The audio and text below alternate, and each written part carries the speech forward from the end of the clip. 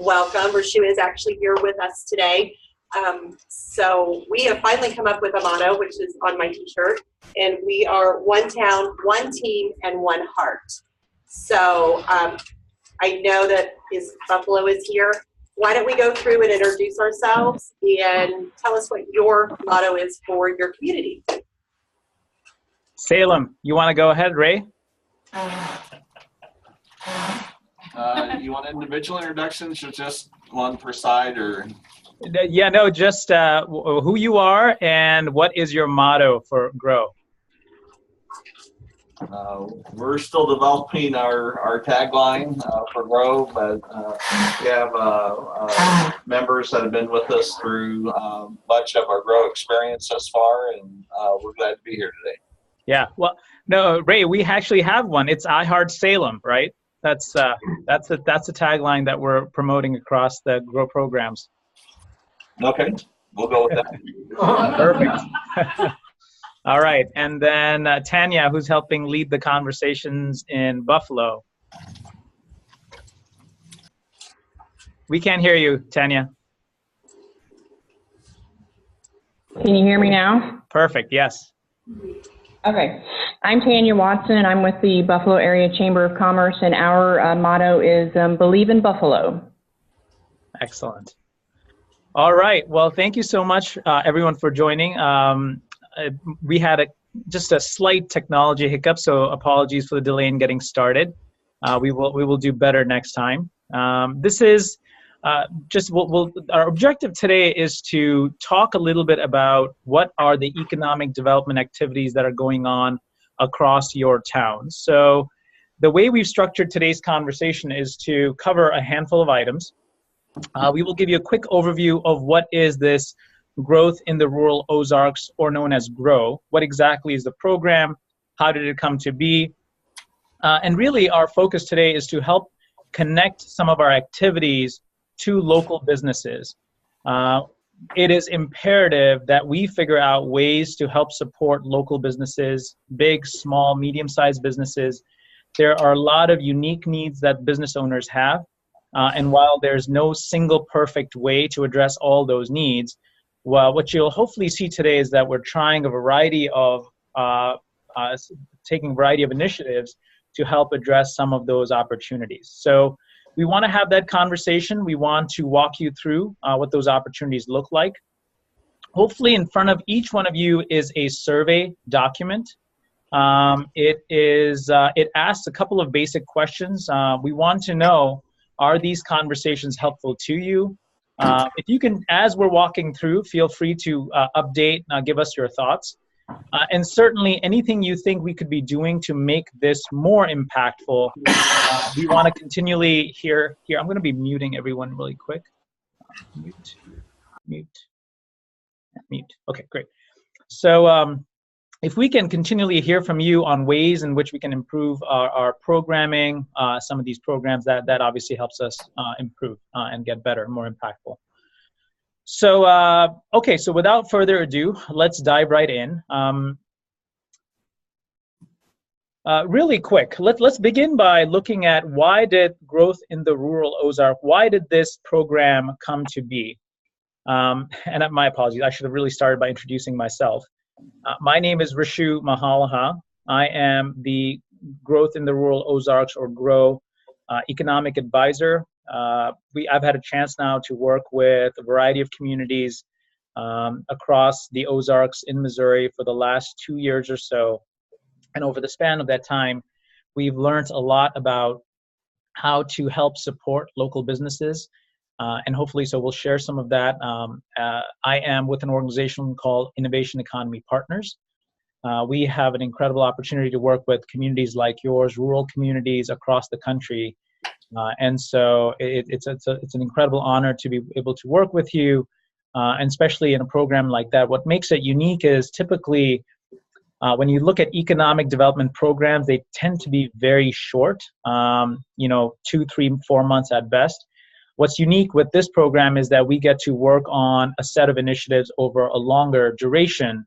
So it really helps us understand what's working, what's not working, and evolve our thinking and programming. So thank you for this opportunity to be here with us. This session that we're part of today, this is one of the many initiatives that was conceived thanks to the feedback by business owners like you. A lot of folks said that they wanted opportunities to learn about different business practices and ways in which we could be connecting local, regional, national resources and programs to you. So this will be a monthly conversation. It will take place roughly third week of each month. It'll be the third Thursday of the third week and the Thursday of each month. So that's, if you can roughly mark your calendar. So with that, let's just jump right in. So the overall goal of this effort is to help create an environment that's fundamentally conducive for growth and economic expansion. And there's no silver bullets here. So as you will see in our conversation, there's many different things we're doing. It's really tilling the soil in each community to make sure that we can sort of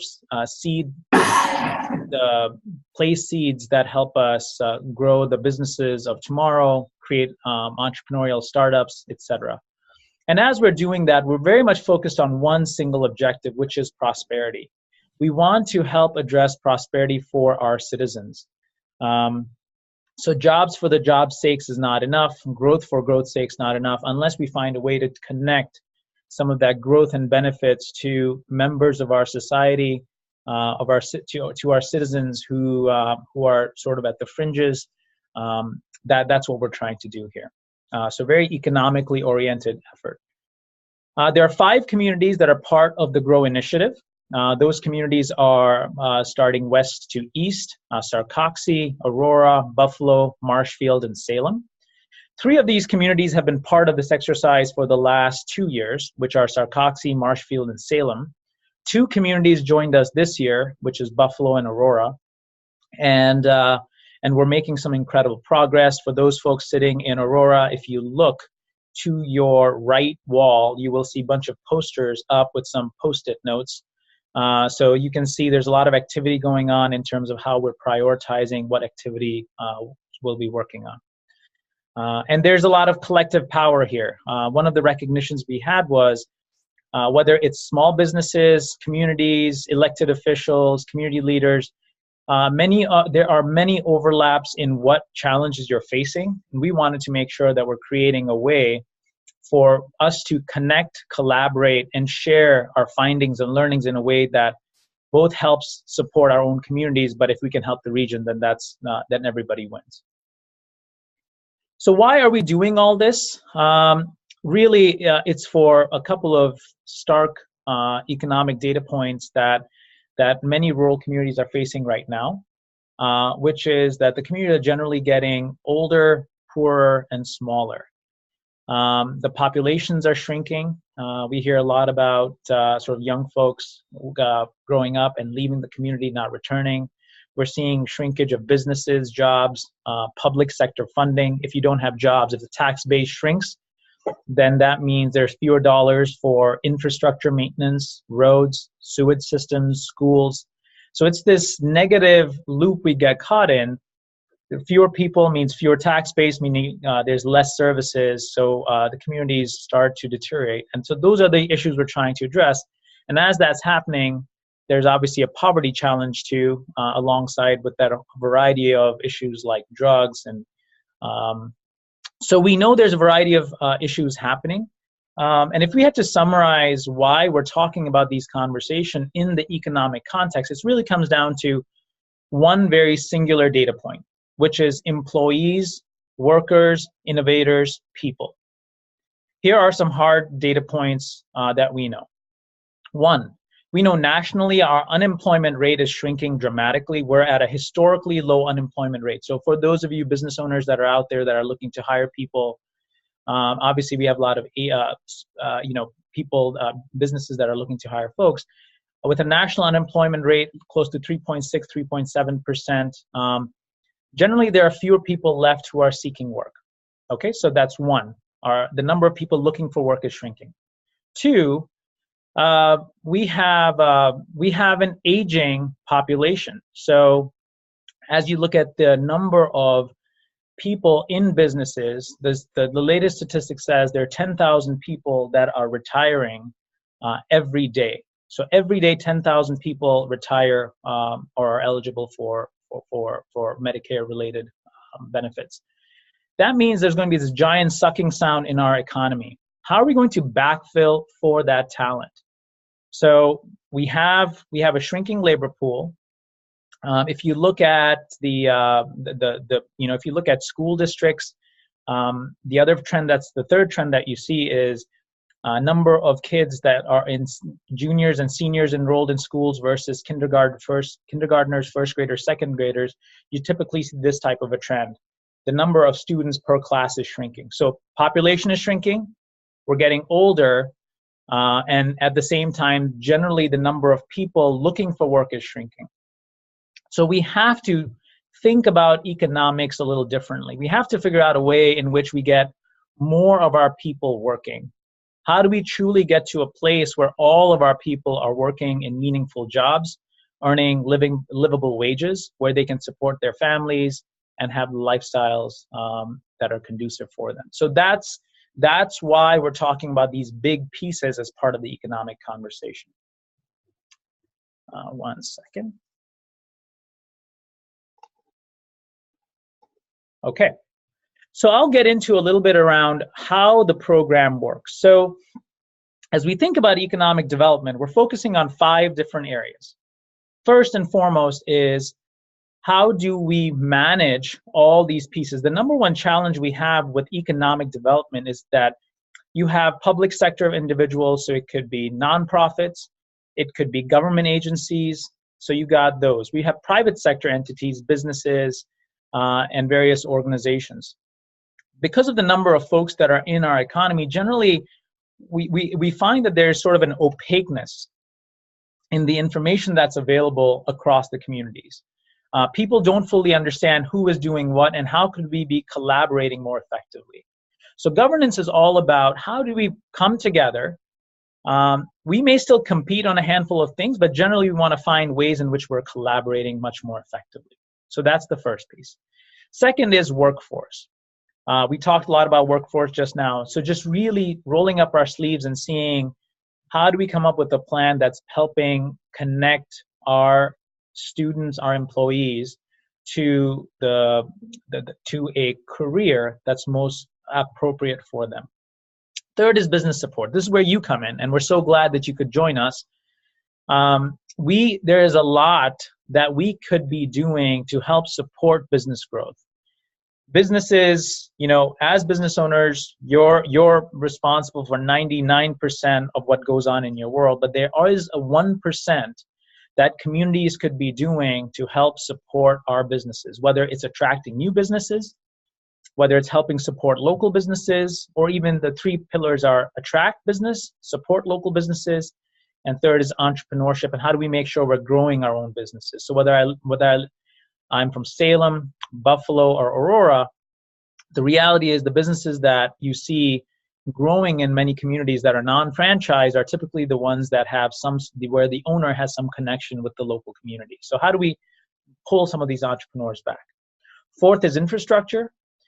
Without roads, without a clean community where you don't have a lot of blight, a lot of rundown properties, you're not going to attract businesses. We're not going to create an environment that's conducive for business growth. So we're working with communities to help on that front. And the last is, you can do all the great work, but if you don't take the time to go out and talk to our local business owners, our local students, parents, elected officials, then there's always be a gap. So in all of our communities, we're very much focused on making sure that we're getting the word out.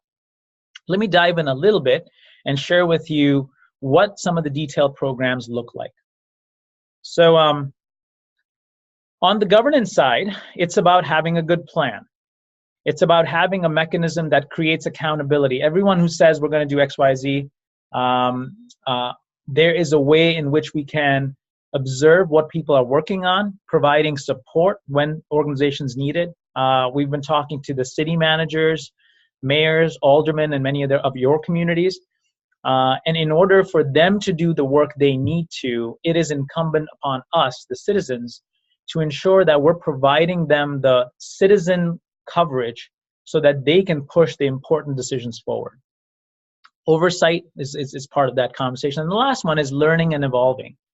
So this is very much part of today's objective is, in our observation, we get to work in many communities. We generally find that there's very limited sense for what the economics of a community look like. And I'm going to ask a pop quiz, and you guys can, how about you can write it down on your piece of paper, and we'll announce the winners. If you're bold, you can put your email address and answer this question, and we'll announce the winners next time. Here's my question. You can't Google this question, all right? If you think of gross domestic product of a country, where do you think, who do you think the top 3 countries are that have the greatest amount of production? All right? And what would be the sequence in which you would order those companies? So obviously, China would come to mind, maybe India, maybe Brazil, Japan, US. I'm curious, how many of you can identify the top 3 countries? And for a bonus question, if you can identify even roughly what you think the number would be, and I'll give you a hint, the number is in trillions of dollars, and all the countries' GDP is less than 20 trillion. So no country's singular GDP exceeds 20 trillion. So it's less than 20, greater than 0. If you can identify the top 3 countries and what their GDP is, you can't Google. All right? And that question is interesting because the answer to that question may surprise some of you. So that is what we're talking about: learning, evolving, what we know about our economics, nationally, locally, and there's so much that we can do locally that we're focusing on. Next area is workforce. This is a gold mine of an opportunity. In smaller rural communities, your number 1 asset are your schools. We fundamentally have not tapped into the asset that's our schools. Our students, our young citizens are more talented, more technologically savvy, are more entrepreneurial, more innovative than any previous generation. And we haven't fully tapped into their capabilities and resources. So what we're working on is figuring out how do we get set up an environment where our students are graduating not just with a good academic experience, but also really powerful experiential learnings. So let's talk about what some of those processes could look like. Creating student engagement programs like mentoring, internships. We're going to be introducing in some of our communities career mapping at the middle school level. I think we all know it, but our young people are becoming smarter, are becoming more mature, much faster than anyone previous to their generation. We need to be talking about careers not as a senior, not as in when they're in college or in technical education, but in middle school level. This is when they're starting to think about where they want to go. And the reality is many of our young people are making under-informed decisions because they just don't know where the jobs are. They don't understand what personal decisions they need to make to get there. So what we're going to be doing is make sure that every middle school student across all of our programs has a career map. It says, I take a personal interest survey, understand what I'm interested in. I identify what potential jobs could be of interest to me. And then we help create pathways on how people get there. We help people make better choices around trade-offs. What does it mean to stay in school versus dropping out? What does it mean if I get involved with substances, et cetera, et cetera. So understanding what those trade-offs are, our hope is that our students make better informed decisions that are helpful for them and their communities. There's a variety of health-related initiatives that communities are embarking on to address. Obviously, in rural America, we have a lot of healthcare issues, so that also needs to be addressed. Another interesting program is Project Rise. And some of you may wonder why in this program we're talking about poverty as much. And I tie it back to a shrinking workforce. Our workforce is shrinking. Our employers, our business owners are getting older. We have to figure out how to get those people at the fringes back into the labor pool. And the economic landscape is set up perfectly for us to get these people into the workforce permanently so that they don't have to be sort of cyclical where they're coming in and dropping out. Project Rise is a program. It's a 2-year program where some of our communities are adopting 5 to 8 families, and we're going to basically all hands on deck, providing full support to these 5 to 8 families, and the goal is to get them structurally out of poverty once and for all. There's a model. We're not inventing anything here. There's a model that already exists in Springfield. So we've borrowed their expertise, we're borrowed their program, and we're bringing into your communities. Very, very powerful program. The last piece is job listings. Oftentimes we talk about economic opportunities, job creation, but we don't have clarity enough on where the existing jobs are. Our goal is to create that clarity. So that's what we're working on in every community. As a matter of fact, I'll show you in a few minutes. In each of your communities now, we have a platform where any of you can go and look right now how many jobs are open, what types of jobs are there, entry level, mid-level, experiential level, etc. So we're starting to get clarity on those pieces. I'm going relatively quickly. If you have questions, please do write them down. We will be saving time towards the end to have that discussion. Next, let's talk about business support. We have now launched a program called Business 911.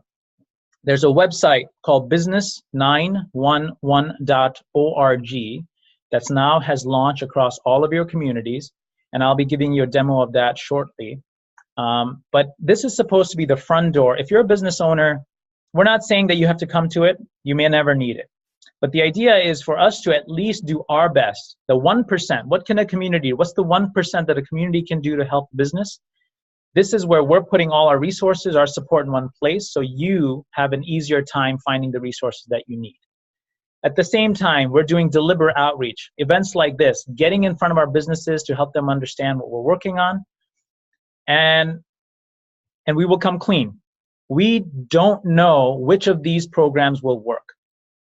We fully accept the fact that 1 year from now, maybe 50% of programs, we will kill them because they're not working. And that's okay. That's a win. That's a step forward.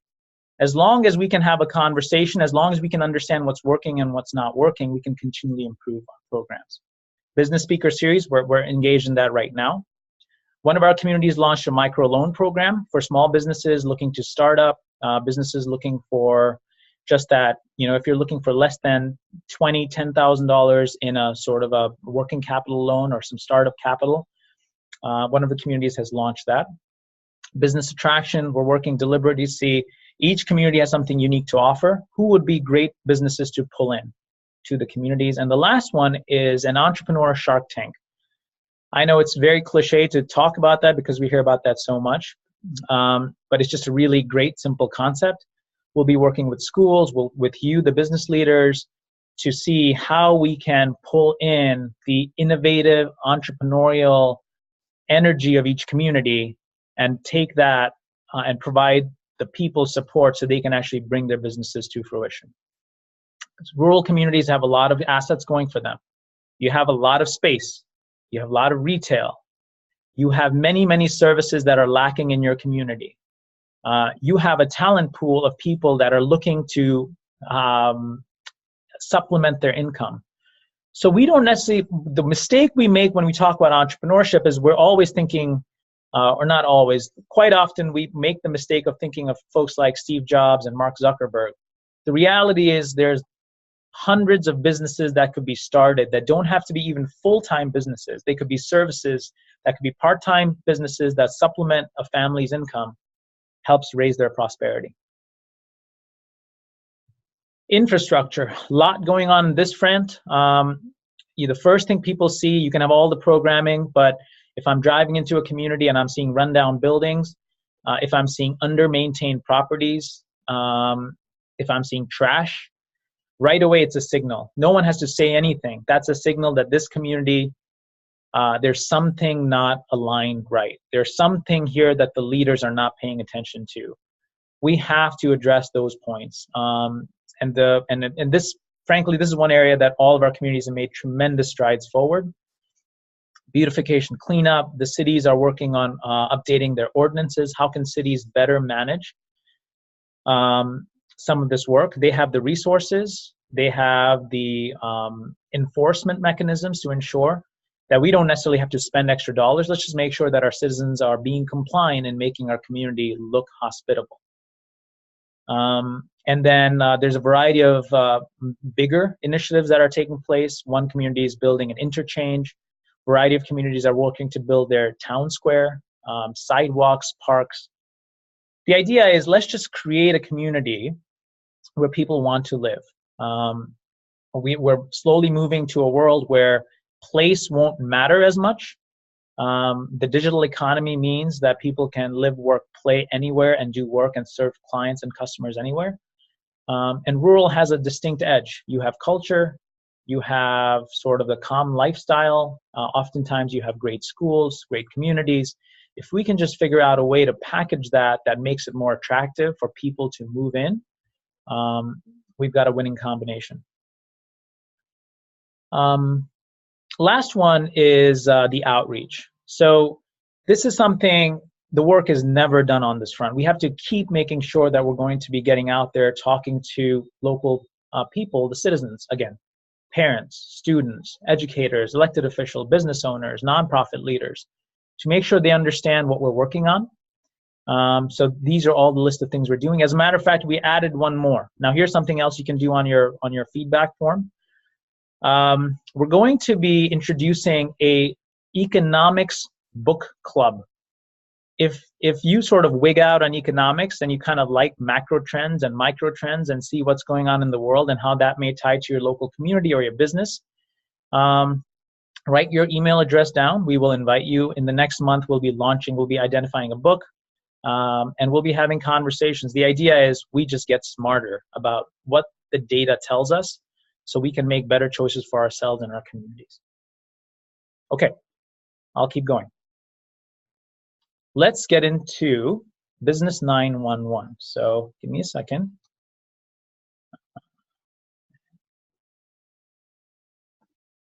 Okay, here we go. So this is business, excuse me. The website is business911.org. Okay, so that's the website. It's live, you can test it out. We will be launching the site in a few other communities, so these other links don't work right now. We're going to Grow Missouri, so we're gonna click on that. And I'll give you a quick overview of what all is involved here. Okay, so there are 9 areas that this website is built to help. And like I said, we imagine that in a year from now, based on your feedback, based on what business owners are using, we may change a lot of these things, we may change the functionality, but this is a good starting point. 9 focus areas. Let's go one at a time. First, resource catalog.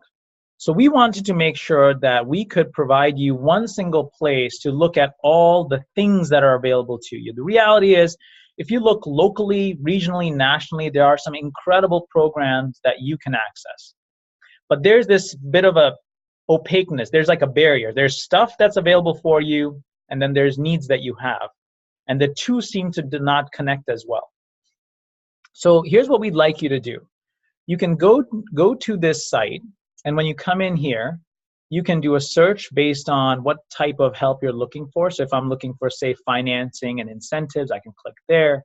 I can do a search, and a variety of organizations pop up.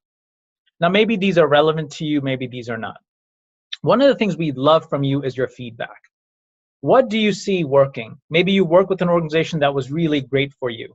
So you can very easily, let's say technology development at S&T, you really like their programming, give us your feedback. Tell us what you liked, what you didn't like. You can type it in here, and it's really simple. You can post your reviews. We want to know from our business owners which programs are working well. So over time, the idea is that we can collect that data, then we can go to some of these service providers and say, hey, we're getting some feedback that our local businesses like 4 out of your 5 services. This 5th service, can we find a way to tweak that so that it's more impactful? Maybe it's around, you have great programs, but it takes 6 months to go through the qualification process. Well, no small business has that time. So it's that kind of real feedback. So as you go through this, If you see an organization, you can provide feedback, please do so. If you see an organization that you think should be listed and it's not, please let us know. Or you can reach out to the organization directly. On every subpage, you will see this little reddish toggle that hangs there, so you can give us your feedback right away. If I may be bold to ask for one more favor, as you're giving feedback, be constructive. The social media landscape, I don't know what's happened, but we've started to become extremely critical.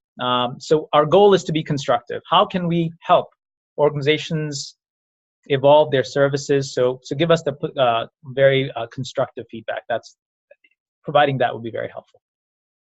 My favorite part of this website is this next tab. This is the jobs piece. Like I said earlier, until now, we haven't had any simple way to look and see where all our community jobs are located. We know there are jobs, we just don't know what the jobs look like. So one of the things we've done is we've started pulling data on all the jobs available in our 5 communities.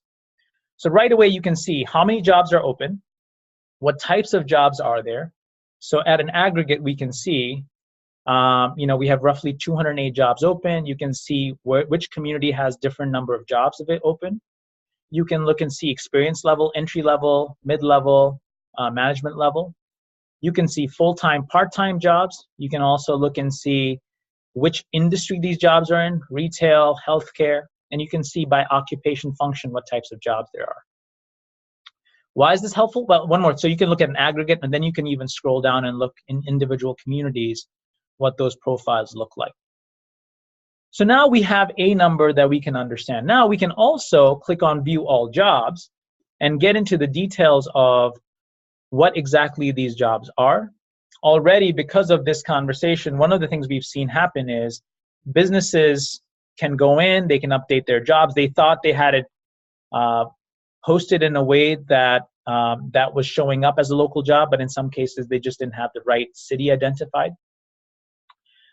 The way this data works, we're pulling this data from a site called Indeed.com. Indeed.com is a job aggregator site, so it pulls data from a variety of sources and pulls it into Indeed. We go to Indeed and pull that data down. We're also working to find a way to pull data from mojobs.gov. So pull that data into one source.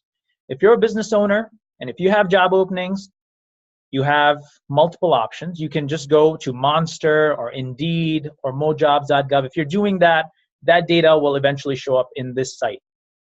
If you like, you can also go directly into this site and update your jobs. You just come up here to the top under My Account. You click on that. It's a very, very straightforward login process. You log in. You get a confirmation email. Once you confirm, you can go to Add Listings. You'll go to Add Jobs. One page, you fill it out, jobs are posted, you're done. It's free, no charge. So that's a way in which hopefully there's some value to you. So if you have local jobs, please consider, if you're not posting your jobs currently, please consider posting them, because one of the things we'll also be doing is taking this information to our schools. We want to make sure that our schools understand, our students understand where their jobs are, whether it's summer employment, part-time employment, just so they can make better choices. Next is commercial properties. Where are all the commercial properties across our community? This data comes from a software called Location One. It's a statewide Missouri tool. And we want to make sure that we are not trying to duplicate anything. The things that exist, let's make sure we use it. If there's any real estate agents in the room, or if you know of any, please let them know. We can give them access to the site. Once they have that access, they can go ahead and post their sites. Commercial sites only. This is not a residential site platform. So this way, anyone looking to invest in a community, new businesses looking to move in, local businesses looking to expand, now we can have truly for the first time one clean repository so we know what properties are available. Sites, manufacturing locations, office, retail, make that information available. So that's the third area. Fourth is events. We can now look in one central place and see where all the business-related events are. You can look and see what types of events, networking, educational, social. You can look by community. You can click on the detail. Again, in many communities, there's a variety of places where we post our data. What we're trying to do is create one area where everyone can see the information. The other benefit I hope that you feel is if folks in Buffalo and folks in Aurora, if you like a program that's taking place in the other community and you see it on here, let's start attending each other's events. We're going to start putting events on here that are taking place in Springfield, etc. also. So we'll just give you, our goal is to give you, the business owners, as much information as possible. As time permits, as you have interest and the need, you can decide what's most relevant to you. We're doing our 1%. 911 support. You have a need, you come here and you can't figure out where to go and what to do. You can always come to this page, 911 support. You type in what type of help you need, who you are, you enter in your request, hit enter. Within 24 working hours, we are going to get back to you and start working with you to help address your challenge. We're working with local chambers of commerce to address this issue. We may not always have the answer, but our hope is that as we're working with you, we'll start to figure out what's working and what's not working. The other thing is 7 days after you have requested help, we're going to ask you to take a 2-question survey. On a scale from 1 to 10, how helpful were we? And is there anything we can do to make this better? So we may not be able to, we recognize that we don't have all the answers, we may not be able to help you, but if we can keep track of what's working and what's not, our hope is we can support you better. Educational series. One of the things we're doing, we're recording this event. In a couple of days, that event will be listed on here. So if you know of colleagues who you think may be interested in this conversation, you can send them a link to this page. They can click on it and listen to this conversation. So that's certainly available. And then we're going to be posting our next business speaker event. So this is where you can see what those activities look like. One of my favorites is mentoring and internships. There's this big, we know that there are businesses and people in a community that either want to mentor, they have great experiences, or you're a new business owner looking for help, and sometimes you just don't know how to make that connection. The way we're starting is being extremely informal about it. You come in here, you're a business owner looking to retire, and you have a little bit of time, you wanna find a local business you wanna help, coach, mentor, guide. You can come in here and say, I'm interested in becoming a mentor coach to a local business. Click on here, put in your name, information, email address, generally what skills you have, hit enter. That's it, you're done. As we collect your information of potential mentors and as we collect information about potential businesses looking for help, as we get that data and we see potential matches, we will recommend that you talk to each other. We will help connect you, and after that, it's up to you on how you proceed forward. Very informal, pulling the data together. When there's a match, great. If there's no match, we just sit on the data until there is a match. Very similarly, internships also. Our hope is that every single business owner in every community is using interns. Sometimes it can feel burdensome to have this person walk in. You have to tell them what to do. We have to figure out a way to get our young people better experiences. The reality is, if you look at what's going on in our economics, the bottom rung jobs are shrinking. The mid-tier jobs are sort of shrinking. So it's very difficult for a person entering the workforce today to get the experiences so they can get to the next level, because there's just not that many entry-level good jobs available. If I want to flip a burger, I can do that. But if I want to learn management, if I want to learn analysis and marketing, there's that pool of jobs is shrinking. This is where you can be incredibly helpful. Our hope would be after today, all of you come here and sign up to become a business that provides internships. Nothing is written in with blood. we'll just, once we know who you are and what you're thinking of, what type of a position you're thinking, so you can come in here, identify who you are and what type of opportunity you may have. Just tell us that. Over time, we will find out who are the good students, who can be connected. I'll give you a great example. This is sort of a home run example. This doesn't happen every day, but it did happen, and it happened about 3 weeks ago. In one of our other communities, it's a larger community, so it's not quite as rural. We had an intern working for a real estate company, worked with the company for about 3 weeks, and what he was trying to do is identify, in order to sell one piece of land, what he was trying to map is what are all the assets around so that this piece of commercial property could be valuable for a buyer. This intern found 3 or 4 assets. There was some oil refinery related items. There's a lot of oil and gas in this region. Because of what this person did for about 3 weeks, this may sound like I'm making up this number, he added $1 million in property value to that specific retail spot. This is a high school intern who just graduated from high school, going to college next year. That's a home run. That doesn't happen every day. That'll maybe happen once in every 1,000 times. But those are the opportunities that we are missing right now. You are all sitting on a gold mine of young people who are way more talented than any of us ever were at their age. And we have to figure out how to connect with them. So this is something you can do. I hope that you will either sign up for mentoring or internships soon. Last piece is, if you have questions, you're trying to solve a problem, you don't know where to go, let's become better at sharing what our questions are and what the answers are. So we're slowly, this just launched, this site launched on July 12th, so we still have a lot of work to do on this front. But this is where we can start getting better at sharing our information. So that's the platform. Hopefully it's helpful. For you business owners, it's completely free. We hope you get a lot of value out of it. I'm almost done. So what actions can you take? Some of the questions you may want to consider. Think bigger. What changes would you like to see in your community? What are your personal interests? We are looking for great leaders, local leaders who can spare 1 hour a month, 2 hours a month. There's so much that we can be doing together. So think about all the pieces we've talked about, what may be of most interest to you.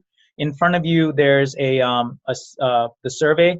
On there, write down, was there anything that you thought was really interesting? Please don't forget to give us your email address or phone number if you want us to reach out to you. We'll be happy to do that. Tell us what are your most critical business needs. Help think about where you see your business 2, 5, 10 years out. We're seeing one of the things we talk a lot to business owners around succession plan. Many business owners have been at it for a long time. They're thinking of exiting and they just don't know what that next path will look like. This is a massive challenge. We don't have the answers, but we know that you don't have to struggle with some of those issues on your own. There's a whole system we're trying to create that's available when you need it to at least start the conversation and bring some support to you. Again, probably 3 out of 4 times we won't have great answers for you, but if we can get those conversations started, we will become smarter, and then the next person hopefully can become smarter. We can support better as well. And the last one is, I hope that you're finding today's conversation helpful. Are there any other topics or speakers that you would like to see covered?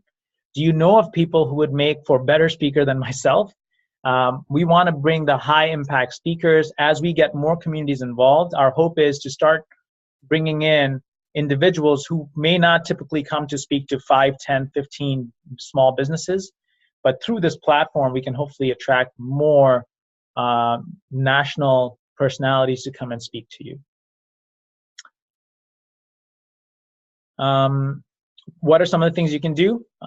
Post your jobs. Please sign up for mentoring. Become a mentor. If you need help, sign up to become to seek mentoring support. please do sign up for internship programs. We promise you we will make your lives not too difficult in taking on an intern, but you will be doing an incredible community service by participating in the Talk About Succession plan. And we're just getting started. You have ideas, you have thoughts, you have ways of thinking that we haven't even started exploring yet. So if there's something that you're passionate about, especially for some of our senior leaders, you may have a little bit more time. So please join our conversations. In each community, we have a monthly conversation. Talk to the local leaders and we can get you plugged in, and let's pull you into some of these discussions.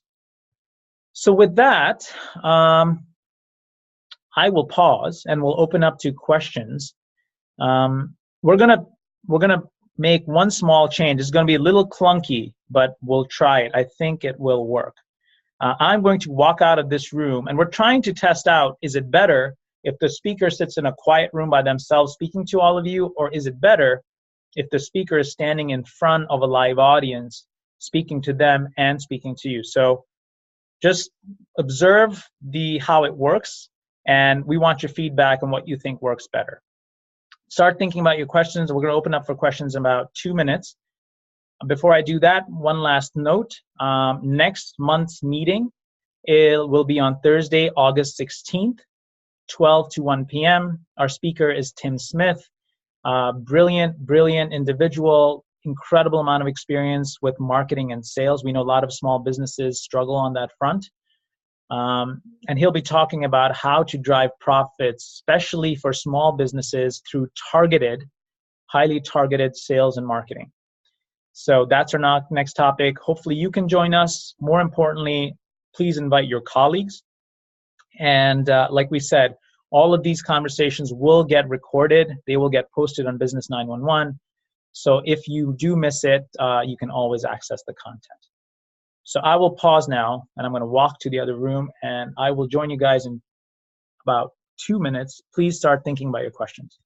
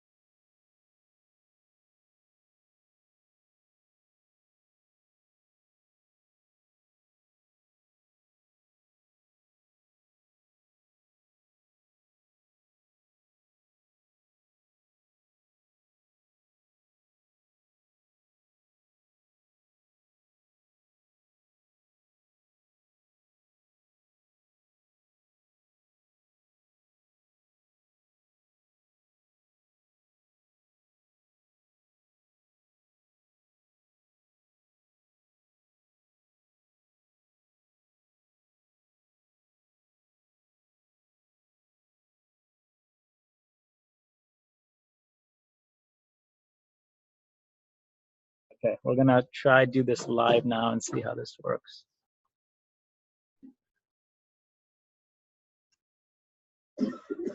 Okay, all right. So I'm in Aurora. Here's the team over here. So if hopefully you have some questions, we'll open it up. Let's start with the folks in Aurora. Any questions, thoughts? Yes.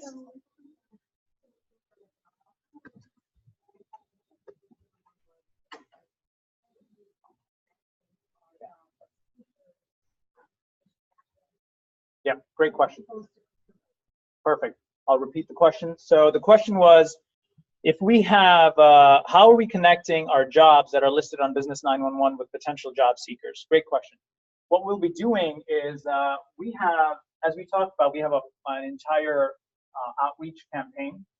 So in Aurora, for example, there's a whole team that's dedicated to doing social media outreach, printed ads, PR stuff on newspapers. We'll also be working with schools to make sure that they're there's certain institutions that are aware that the site exists. So we'll be promoting it. And the beauty of this is that this is very much tailored to people living here. So Business 911, I wouldn't think is as relevant to folks in Springfield right now. So that's the idea. Promote the site, get people to use it, understand what's on here. Other questions? How often will this website be updated? The question was how often? Yep, the question was how often will the website be updated? It's very dynamic. It's being updated constantly. I'll give you an example. So we're looking to launch this site also in Colorado and in parts of Ohio later this year. Those communities have told us one of the things they want to see is rental properties. There's too many properties out there and it's hard to tell where the good properties are. So we're going to be adding a module that helps us understand where rental properties are and sort of vetting what our good properties are so that we're not putting our employees in any sort of risky situation. Second is incentives. The reality is every community has certain incentives that are available for businesses. We want to list them all in one place. So if you're an existing business, if you're looking to come to this community, you can figure out how you can tap into some of those local incentives as well. So very dynamic. You will see this site change constantly. Other thoughts? Yes? I'm already posting on Indeed.com. Yep.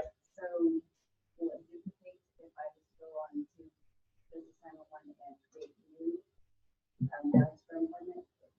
Should I stop the Indeed or Yep. carry it over? Yep, great. The question was, we have a person here who's posting jobs on Indeed. They want to know if they should continue doing that or is this being redundant? So the answer is, we're pulling data from Indeed. So if you're posting jobs on Indeed, they should show up on our site. So one thing you could probably do is just go to Business 911, go to the jobs and make sure your jobs are listed. I'll give you an example. 2 weeks ago, or sorry, last time we met, folks from Mercy were here. They have a whole bunch of jobs open, but none of them were showing up on the site. The reason was because they had tagged Springfield as the sort of, because they wanted to hit a bigger demography. So through that conversation, then they made a change and then those jobs started getting pulled in. Let me go to the other communities. So let me go to Buffalo for a second. Can you hear us? Physically, he's going into Buffalo. Tanya, go ahead. Do you have any questions? What's that? I can't hear you, Tanya. Great. Oh, wait, let me try again. Now try it. Can you hear me? I can hear you now, yes. Questions? Okay. Just wanted to expand on that last question about that you were talking about with a Springfield job. We have somebody who works out of Springfield but has a Buffalo job listing. How can she better tweak that to make sure it shows up for Buffalo? Yeah, as long as the so could you all hear the question? Yeah. So as long as the location of the job is one of our 5 communities, it will pull in. So that's a little bit of it's slightly goofy, and I'll admit that it is. So unless the address has one of our 5 community names, it will not pull in. The reason is because we just wanted to start with the core communities. Over time, we will expand. The reality is people don't only work in Salem. You can live in Salem or Aurora and then drive 25 miles, whatever it is. So we will add to that. But right now, as long as you're tagging the city name, you should be fine. Tag the city name. Any other questions? Okay. Where can you tag the city name on your listing? Yeah. Is it specifically? But not on. Okay. What if they're posting it directly to the Business 911 website? On Business 911, there is an address that's identified with the job, so you can put in the name of the city there. And if anyone is having an issue with it, please, Tanya, give them our contact information, and I'll be happy to work with them one-on-one. Okay, I'll do that. Let's see. One of the other questions that I had is, how will the mentoring internship process work? Okay, good question. The question was, how will the mentoring and internship process work? So mentoring, let's talk about that first. Right now, we're just trying to collect information on who wants to be a mentor. We didn't want to create a big elaborate program and turn out that nobody wanted to sign up for it.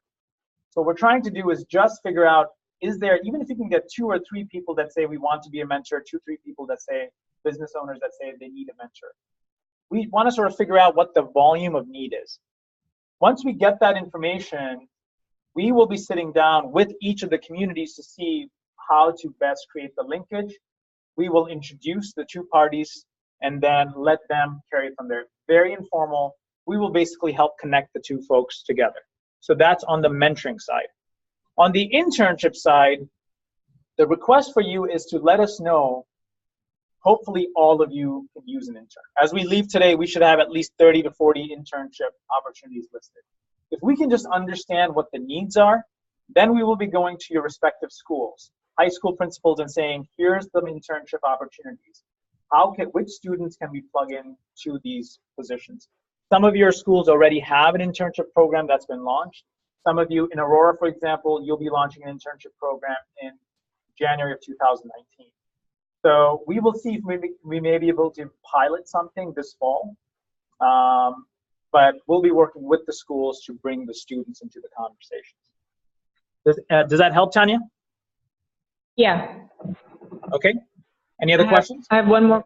I have one more question for you. Where is the Business 911 website headed? Where do you see it going? What's the end goal? Great question. So our goal is to help our local businesses. And this is sort of a philosophical point, which is there's no website that can solve a business. We know that. This is simply a website that can only do this much of stuff. If we can figure out where your needs are and continually evolve this site so that it slowly starts to meet some of your challenges, maybe make it easier for you to do business in your respective communities, that's the goal. So our goal is the home run is always to connect something you need with the help that you need, right? So that's the home run. But the second really important part of this is for us to learn and see where we're making the connections and where we're not making connections. So then the towns can take better steps forward. And we see that. We see it again and again. You know, we sort of get caught up in this thing around, I'm a business, leave me alone, they're government, and all this sort of political thing that happens. But it's basically BS conversation. What we have to do is figure out what are the pieces that you can't solve for on your own. Where can we provide a little bit of guidance? With the data, we can go to the respective leaders and say, city, here's one thing you need to do. That gutter or so that pothole on Main Street, that has to be fixed because, you know, we have too many cars that are breaking down, and that's bad for business. If we can start collecting that data, we can make sure that the right parties are taking the right steps forward. Does that help, Tanya?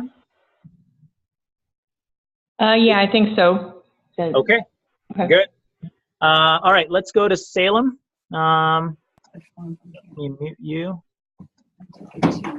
Hey, Ray, thoughts, questions? Really don't have any questions. Just had one thought that we thought we'd pass along. We planned when we have our monthly chamber membership meetings is to maybe do a quick demonstration of posting jobs on the website.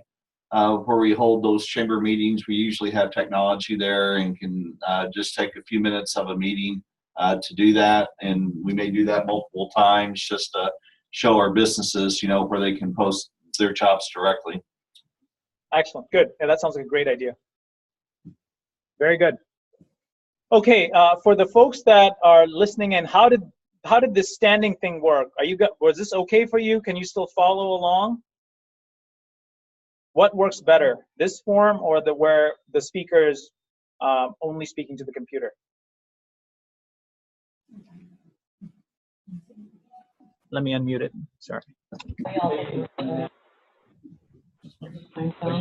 Yeah, we think so. For Buffalo, the consensus is that they think that it's better when you're in the room by yourself. Okay. It's very hard for us to hear the questions from the community in the room. Okay, got it. Salem, anything you want to add? Be the same thing for Salem. Okay, good enough. All right, so we'll stick to the original format. So, any last thoughts? comments, questions? Yes, sir.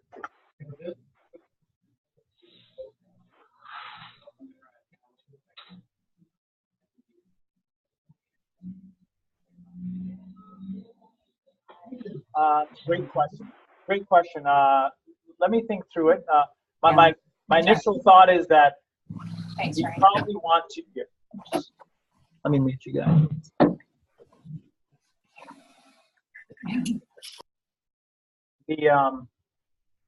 What we can start right away is to put a web link.